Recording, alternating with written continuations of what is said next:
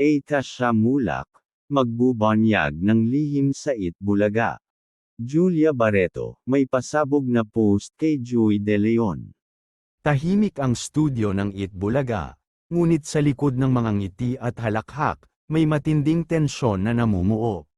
Sa gitna ng mga usap-usapan at intriga, isang nakakagulat na balita ang lumutang si Atasha Mulak daw ay magbubunyag ng matinding lihim tungkol sa nangyayari sa loob ng Itbulaga, at ang revelasyon ay tila may kinalaman sa veteranong host na si Joey De Leon. Ilang linggo nang napapansin ng production staff ang pagiging mailap at tahimik ni Atasha. Hindi na siya masyadong nakikisalamuha sa ibang hosts, at tila laging may iniisip. Hanggang sa isang araw, napag-alamang may sinulat siyang personal statement hindi pa inilalabas sa publiko, pero handa na raw siyang humarap sa isang tell-all interview. Ayon sa isang source mula sa production, matagal na siyang may dinadala. Gusto na niyang magsalita. Hindi raw niya kayang panatilihing tahimik ang sarili habang may nangyayaring hindi tama sa likod ng kamera.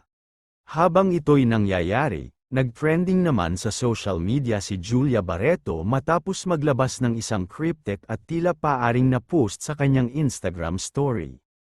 Ang katahimikan minsan ay tanda ng tapang. Hindi lahat ng veteran ay karapat-dapat.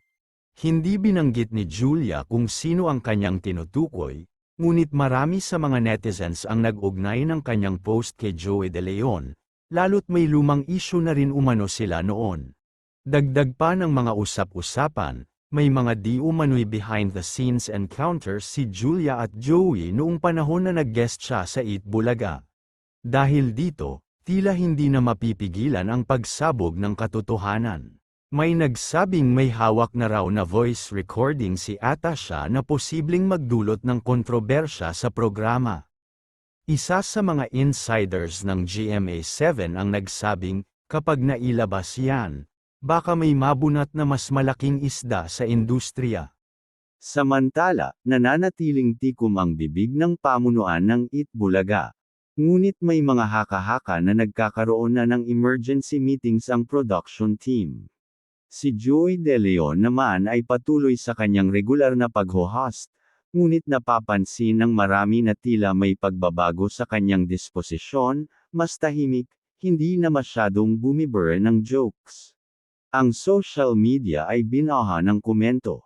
Support ako kay Atasha, masyado nang matagal ang pananahimik. Kung totoo ang kay Julia, dapat magsalita na rin siya ng direkta. Enough na ang pa-blind item. Si Joey. Nako, kung may baho yan, kailangan nang ilabas. Sa kabila ng lahat ng ito, isang malaking tanong ang bumabalot ngayon sa showbiz industry, ano nga ba ang lihim na ibubunyag ni Atasha Mulak? At anong koneksyon ng pasabog ni Julia Barreto kay Joey De Leon? Maraming mata ang nakaabang, maraming bibig ang nag-aabang ng katotohanan. Sa showbiz, walang lihim ang nananatiling lihim habang may mga tulad ni Atasha at Julia na handang tumindig. Abangan, lilito na ba ang katotohanan? O may mas malalim pang kontrobersyang ilalantad?